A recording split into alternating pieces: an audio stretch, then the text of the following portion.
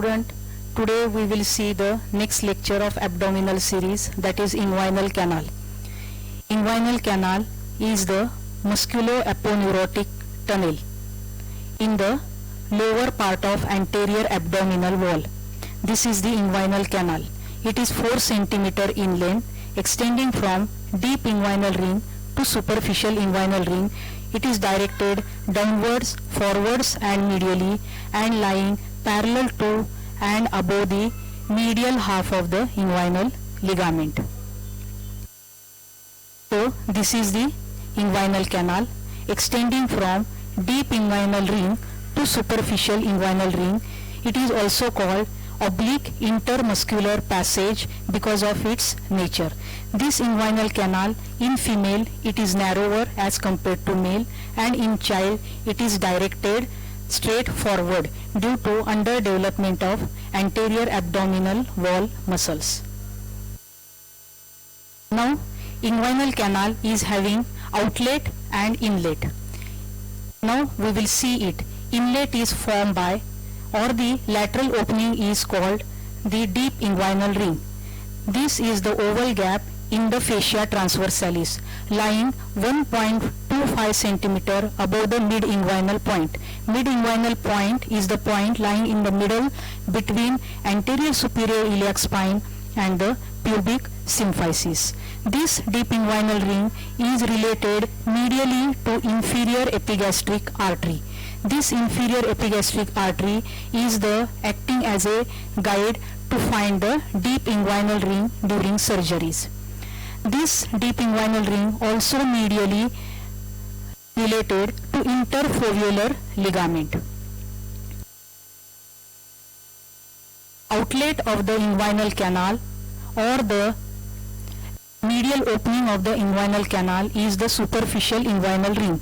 This is oblique triangular gap present just above and lateral to the pubic tubercle. This is formed the base. Base is formed by the pubic crest. This is the superior crura and this is the inferior crura. Superior crura is lying above and medially, inferior crura is lying below and laterally. Both merge together at obtuse angle laterally, and they are guarded by intercrural fibers. Now we will see its boundaries. Boundaries are formed by anterior wall, posterior wall, roof and the floor. We will see one by one. Anterior wall of the inguinal canal is formed by skin, superficial fascia and external oblique aponeurosis.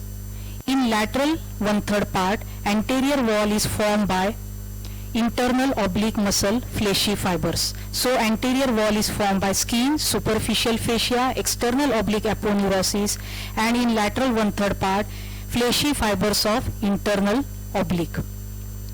Posterior wall is lying throughout is by the fascia transversalis. In the medial half, posterior wall has conjoint tendon which is formed by the arch fibers of transverse abdominis and the internal oblique muscle.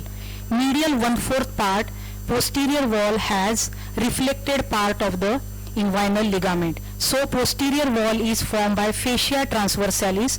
Beneath the fascia transversalis there lies extraperitoneal tissue and the peritoneum. Medial half conjoint tendon and reflected part of the inguinal ligament in medial 1/4 part. Roof is formed by arch fibers of transverse abdominis and the internal oblique muscle. These are the arch fibers forming the roof of the inguinal canal. Now here also we can see the content of inguinal canal, that is spermatic cord in male and round ligament in female. Also one more content is there which is the partial content, that is the ilioinguinal nerve.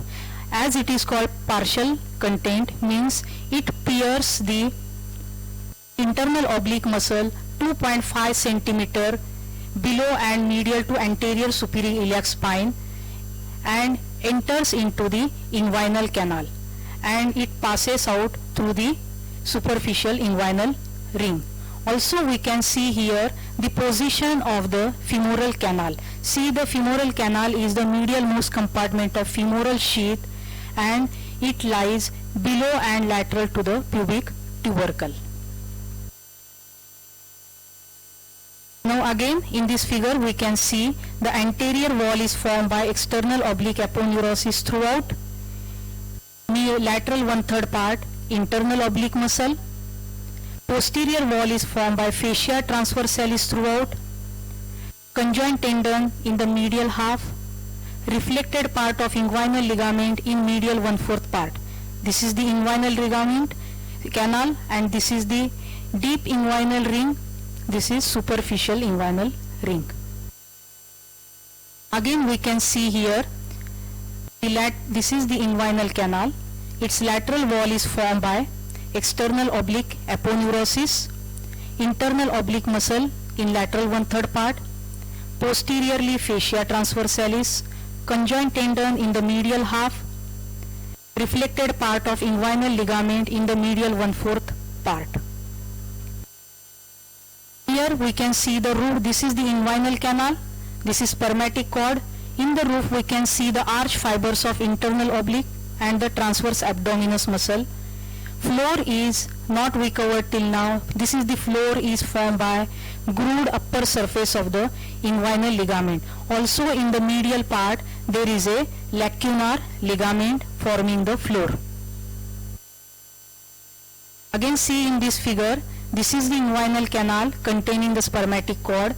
Roof is formed by internal oblique and the transverse abdominis muscle fibers, both are forming arch over it.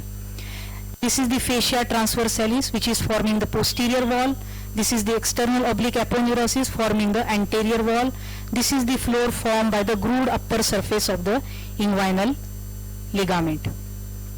Again see this roof. In the roof inguinal canal there is arch fibers of the internal oblique muscle and the transverse abdominis which becomes conjoint tendon and forms the posterior wall.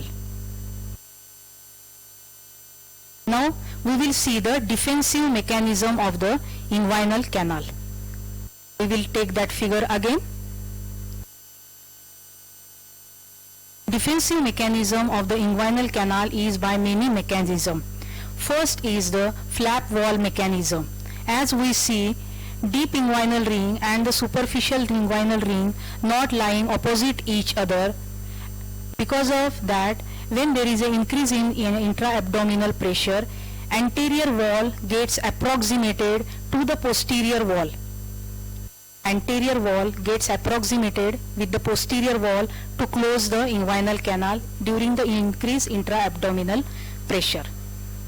Because of the non-lying at same level of deep inguinal ring and the superficial inguinal ring. Now intercrural fibers, see these intercrural fibers with superior and inferior crura, they are getting approximated each other to close the superficial inguinal ring. This is called the slit wall mechanism.